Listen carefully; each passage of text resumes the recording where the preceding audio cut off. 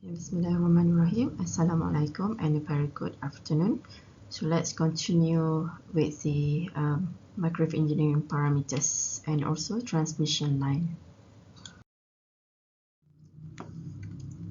Okay, in this topic, we are about to discuss further on the some of the microwave parameters involved in the calculation and also transmission line theory.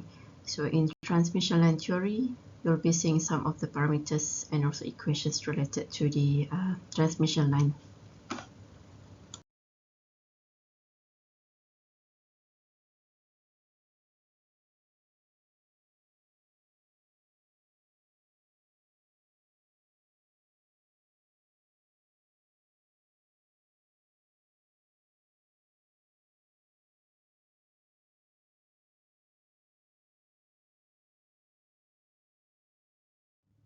Okay, just a quick review on the fundamental theory that we have seen in the first part of the top chapter.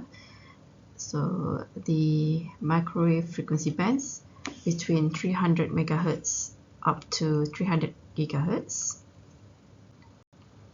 and we can estimate the wavelength of microwave which related to C over F. F is the frequency of interest or frequency of operation, and C is the speed of light.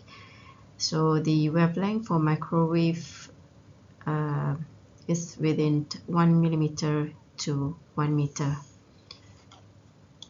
So next is the bandwidth. It basically defines the range of frequencies within a given band. Okay, so the bigger the bandwidth, the higher the capacity, the more the information can be fitted into the given range of frequency.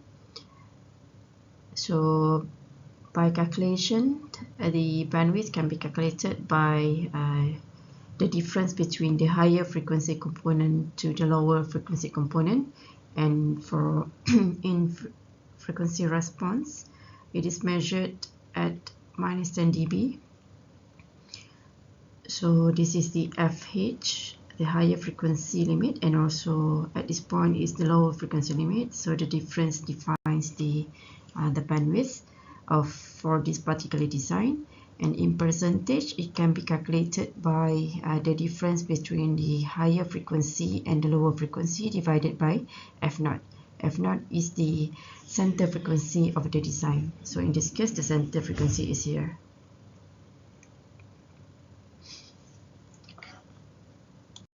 So just a quick overview on some of the notation that you'll be seeing throughout the course. So some of them you have seen in the earlier courses, such as in EMT and also in signaling systems. So those are the electromagnetic quantities. Okay, E, magnetic field, electric field density, and etc. And also phasor notation, in which it is related to cosine and sine function. And also the phasor domain of the notation. Okay, another parameters that we are about to deal with are the permeability and also the permittivity. So the permeability, the symbol is mu.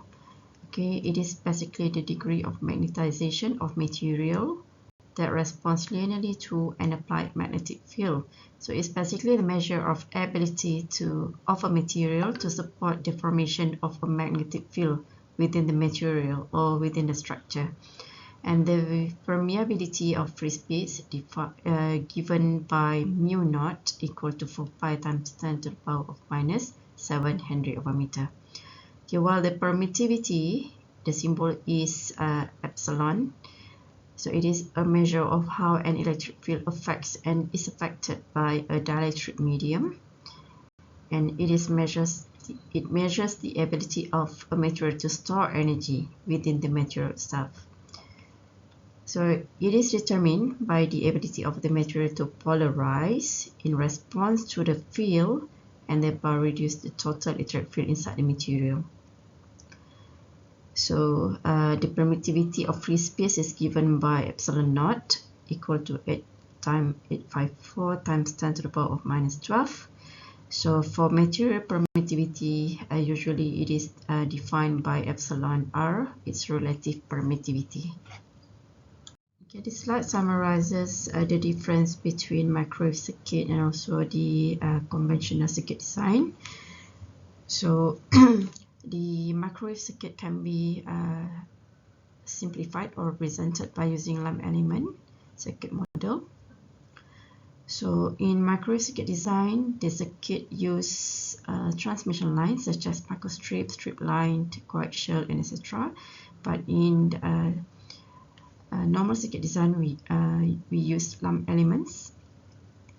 In terms of the impedance matching, for microwave circuit design, we use open circuit and also short circuit stub, while in circuit design, normal circuit design, we use the inductance and shunt capacitance and inductance. For analysis, the microwave circuit design, we use S parameter such as the S11, S21, the propagation, S12, and S22, depending on number of ports involved in the design. So in this case, for example, S12, S21, we have 2 ports network. For normal circuit design, the usual parameters being used for circuit analysis are voltage, current, power, and etc.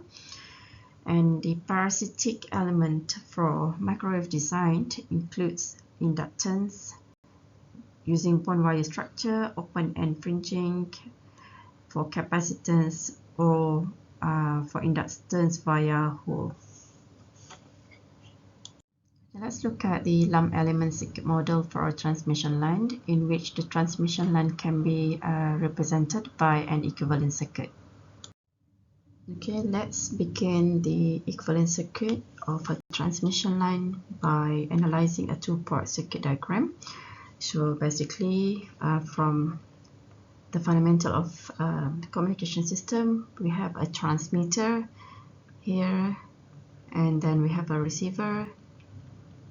So the transmission line over the waveguide lies in between the transmitter and the receiver. Okay, so the transmission line will guide the microwave frequency signal to be transmitted from the transmitter to the receiver. Right, so basically the transmission line is any structure or media which guides EM wave from one location to another. Right, so the transmission line can be represented by an equivalent circuit which consists of R, L, and C, and in which the R and C in the lump element circuit model for transmission are due to the respective magnetic and electric field linkage between conductors.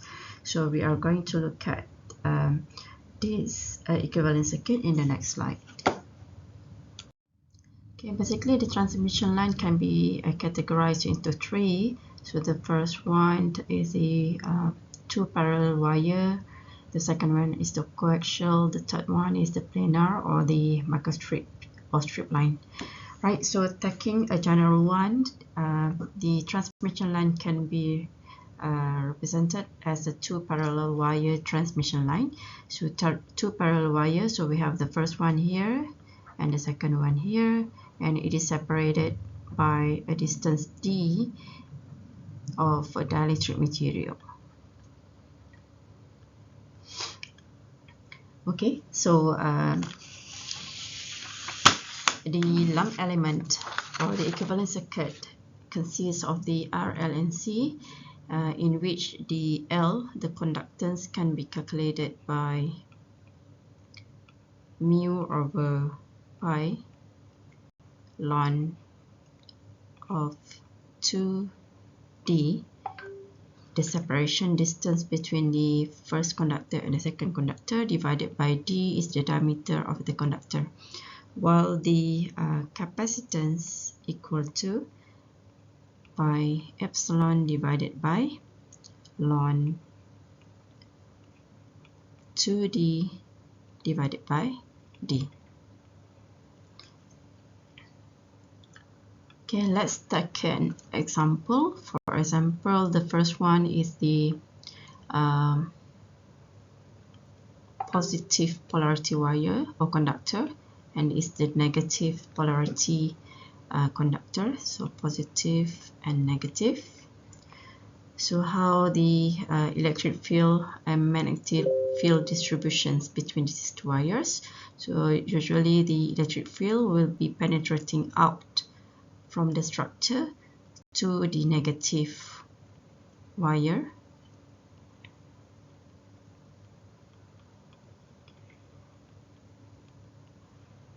Okay, that's the flux. Okay, while the magnetic field basically circulating the conductor, you can define the direction by using the thumb rule, right hand thumb rule, so in which your thumb finger pointing out, showing the direction of the field, and your fingers showing the direction of your magnetic field. So in this case, the positive showing showing that the current flowing out from the page. Okay, so your fingers circulating the conductor in this direction, anti-clockwise direction.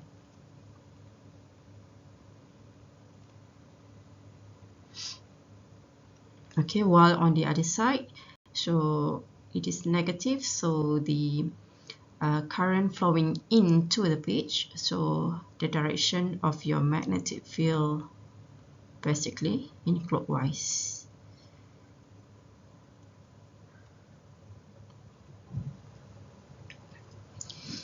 Right, so the transmission line, these two parallel wire transmission line can be represented by using the lump element, consists of R, L, and C, and also the shunt conductance and also capacitance. So these two conductors can be represented by the R and Z. So when we cut one small point on the conductor, so this can be represented by this equivalent circuit. So it is basically a series of the R and L, so in which the R is this resistance per unit length for both conductors, and it represents the resistance due to the finite conductivity of the conductor, while the L is the inductance per unit length that represents the total self-inductance of the two conductors, right? So in this case, we have two conductors on top and at the bottom, separated by dielectric materials. Okay, while the G and C here are basically the shunt element. Okay, G is the shunt conductance due to the dielectric loss. Okay, in between the two conductors, that's dielectric material. So it defines by the shunt conductance G. While the C at this point, okay, the parallel C through the G is basically the shunt capacitance due to the close proximity or the coupling effect between the two conductors in close proximity. Okay, so the characteristic impedance Z0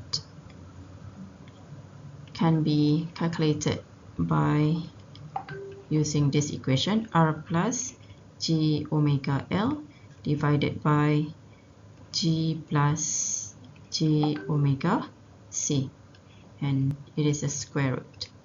Okay, we are going to look at how we get the Z0 in the next following slides. Okay, let's go into the derivation of the characteristic impedance equation. So basically, the characteristic impedance equation, so the Z0. So when you have, for example, a structure,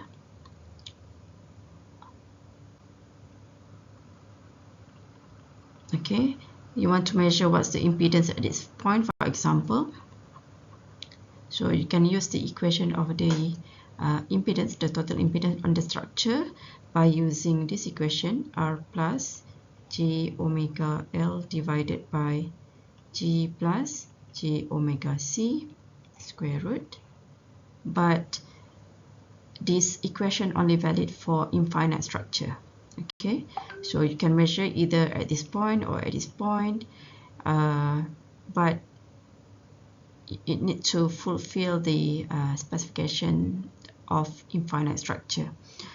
Okay, so from this equivalent circuit of two parallel wire transmission line, so from the circuit model, we apply Kirchhoff voltage and also current law to get the both equation for voltage and current, and then simplify the equation by taking the limit of delta z equal to 0. So the equation can be further simplified to this,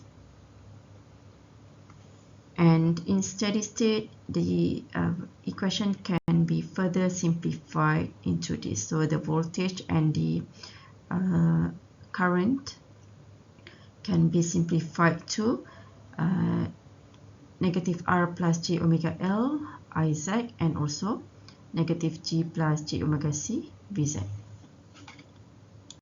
Okay, from the structure, taking into account the wave propagation within the transmission line, it is defined by a complex propagation constant. So it is gamma, which includes the alpha plus J beta. So alpha is the attenuation constant.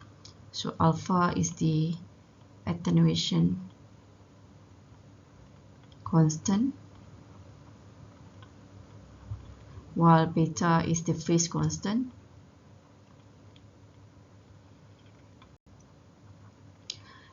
Okay, so the complex propagation constant, gamma, it is a function of frequency, can be calculated by using this equation.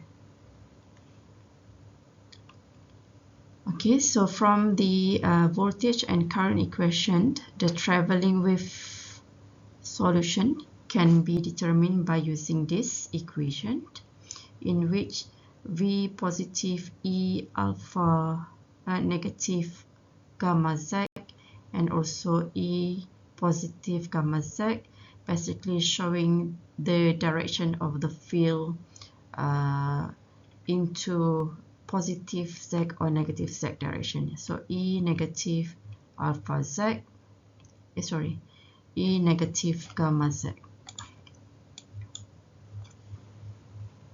Okay, so E negative gamma z representing that the wave propagating through the positive z direction,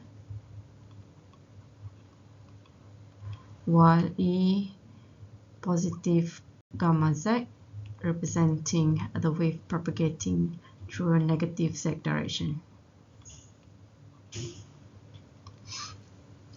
Okay, so then the characteristic impedance, considering the wave propagation, can be further reduced to this, okay, from previous slide. So the equation can be further simplified to this, so that this is your characteristic impedance equation. That depends on the inductance, capacitance, and also the shunt elements. So the wavelength on the line can be calculated by 2 pi over beta. So beta is the phase constant, while the phase velocity, small letter Vp, equal to omega divided by beta. So omega basically 2 pi f. F is the frequency of operation. Okay, and it is equivalent to lambda f. Okay, for a lossless transmission line, meaning that the signal or the information can be sent efficiently from the transmitter to the receiver without any disturbance or any loss. So basically, from the equivalent circuit, the most lossy medium or the most lossy components are the resistor and also the shunt inductance. So these two are the lossy components that produce more loss compared to other components, lossy components. So in perfect transmission, so we assume that the system having lossless transmission, in which we can assume that the R and G equal to 0. Therefore, the attenuation constant, okay, the reduction due to the loss or disturbance alpha equal to 0. Right, so therefore for lossless or perfect transmission line, the characteristic impedance can be simplified to this equation, Z0 equal to the square root of L divided by C. So the two components left when R and G equal to 0, the two components left are the L and C. Okay, and the wavelength can be simplified to 2 pi over omega square root of LC, and the phase velocity dependent on the L and C as well. Okay, so in perfect transmission, okay, usually the transmission line will be connected to a load ZL. So the characteristic impedance is within the line, okay, within the transmission line.